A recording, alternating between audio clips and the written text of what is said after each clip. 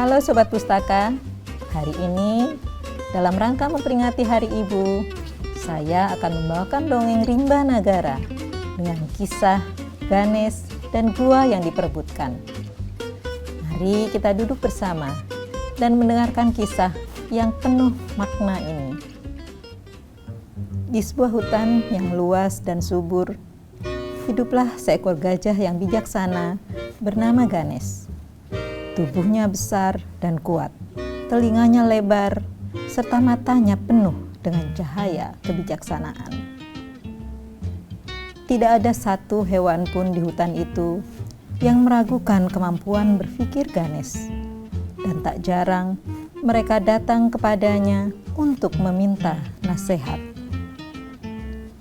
Hutan ini dihuni oleh berbagai macam hewan, kancil yang cerdik, rusa yang pemalu, monyet yang lincah, dan banyak lagi.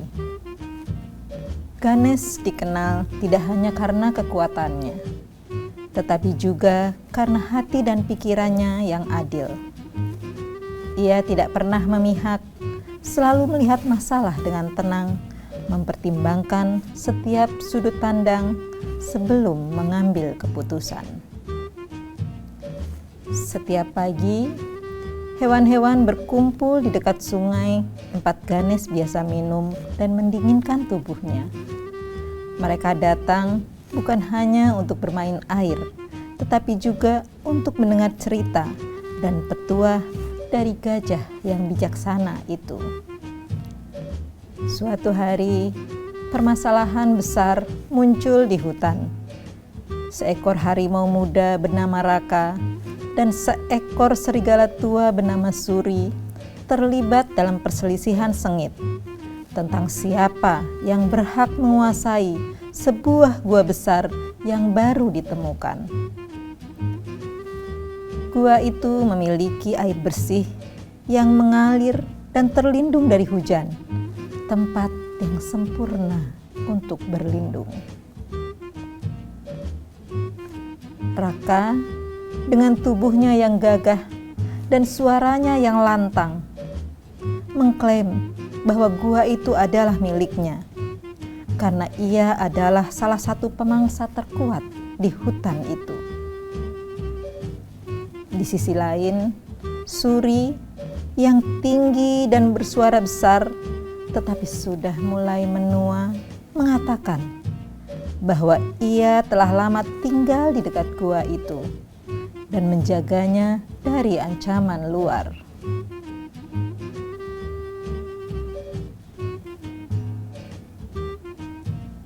Perselisihan itu menimbulkan keributan di hutan.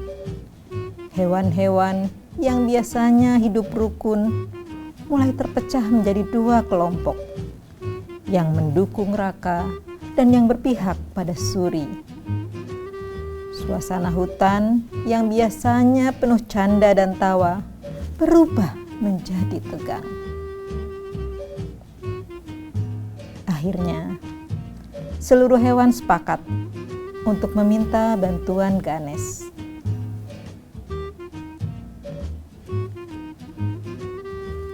Di bawah pohon beringin besar di tengah hutan, Ganes berdiri.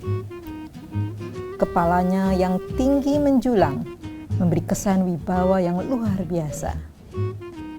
Ia memandang kerumunan hewan yang berkumpul dan mengangkat kepalanya meminta keheningan.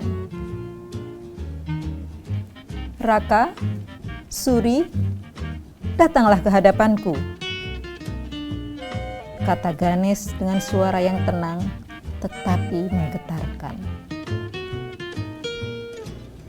Raka melangkah maju dengan keangkuhan, bulunya mengilap di bawah sinar matahari. Suri berjalan pelan, badannya tegap sekalipun usianya sudah tidak muda lagi. Ia tidak mau kalah begitu saja dari Raka.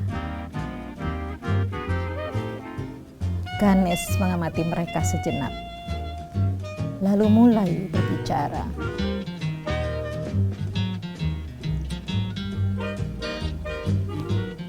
Kalian berdua menginginkan gua itu. Namun, hanya satu yang bisa memilikinya. Maka, mari kita selesaikan ini dengan pikiran jernih dan adil. Aku akan mendengarkan alasan kalian dan kemudian memutuskan. Raka dengan cepat angkat bicara. Aku adalah harimau terkuat di hutan ini. Hukum alam menyatakan bahwa yang kuat berhak atas yang terbaik. Gua itu adalah tempat yang sempurna untukku, dan aku bisa menjaganya dari ancaman apapun. Aku akan memastikan tidak ada yang berani mengganggu hewan-hewan di sekitarnya selama aku tinggal di sana. Suri menghela nafas dan berkata dengan suara rendah, "Aku mengerti kekuatan Raka, tetapi aku telah menjaga tempat itu selama bertahun-tahun. Aku tahu setiap sudutnya, dan aku telah mengusir banyak ancaman, baik itu manusia atau binatang buas lainnya.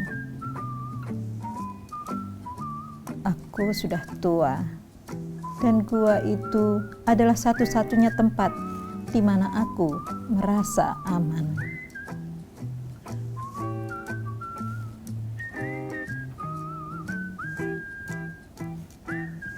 Hewan-hewan yang mendengarkan berbisik satu sama lain. Aku ulang. Hewan-hewan yang mendengarkan berbisik satu sama lain, mencoba menebak apa yang akan diputuskan Ganesh. Namun, gajah bijaksana itu tetap diam sejenak, memejamkan mata sambil merenungkan kata-kata mereka. Ia mengingat bagaimana hutan ini adalah rumah bagi semua, bukan hanya yang kuat dan yang tua. Hutan ini adalah tempat di mana keadilan harus ditegakkan agar semua makhluk hidup bisa bernaung dengan damai.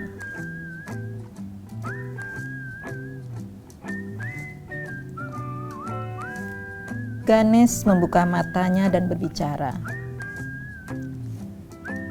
Raka, kekuatanmu tak diragukan.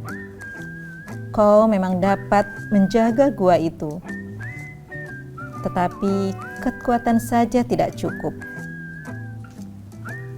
Suri, aku menghormati usahamu menjaga gua selama ini. Namun, kita harus berpikir untuk kebaikan semua, bukan hanya satu pihak.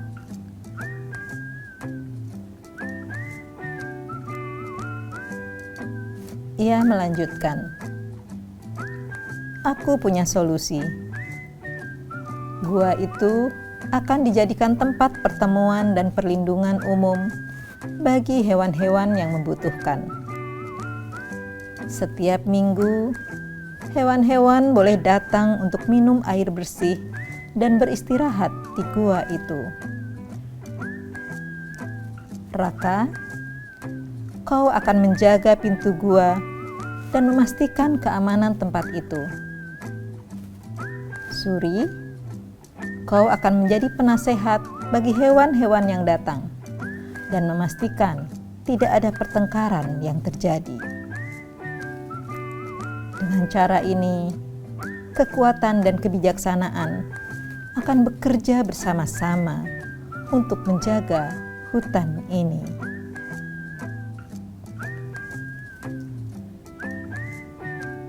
Raka dan Suri terdiam, memandang satu sama lain.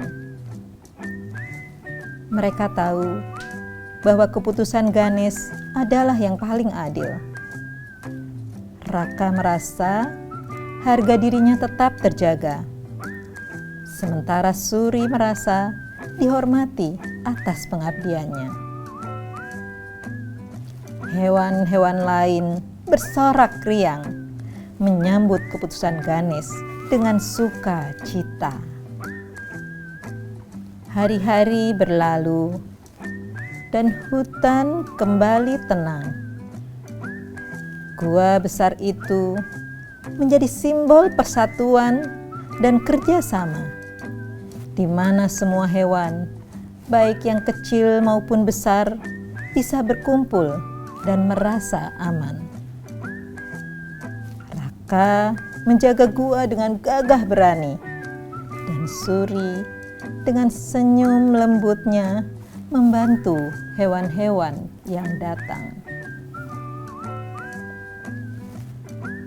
Setiap kali ada masalah lain yang muncul, Ganesh selalu siap memberikan nasihat dan solusi bijaksana. Ia mengajarkan semua hewan di hutan bahwa kekuatan tidak seharusnya menjadi alasan untuk menguasai, dan bahwa kebijaksanaan serta kerjasama adalah kunci untuk menjaga keseimbangan. Begitulah, Ganesh, si gajah bijaksana, terus menjadi penjaga keharmonisan di hutan.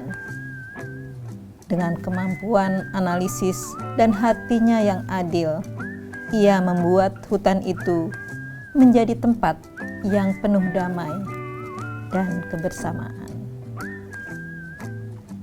Mari Sobat Pustaka, kita lanjutkan tradisi bercerita ini. Karena melalui dongeng, kita menjaga warisan budaya dan nilai-nilai luhur untuk generasi mendatang. Selamat Hari Ibu, dan teruslah bercerita untuk dunia yang lebih inklusif dan penuh kasih.